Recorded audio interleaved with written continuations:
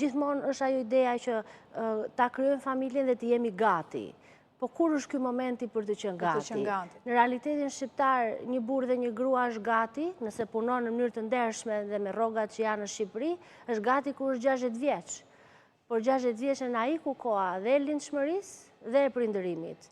Kështu që pa diskutim që normalisht gjithsecili kërkon të ketë një standard dhe për veten dhe për familjen që do krijojë, se familja është përgjegjësi, pa diskutim, kërkon një siguri emocionale, kërkon një siguri financiare, por nga ana tjetër, politikat tona sociale duhet të bëjnë më shumë për të dhënë këtë sigurinë, për të lehtësuar këtë proces, sepse ne jemi katastrofë me të dhënat demografike që kemi, me lindshmërinë që kemi.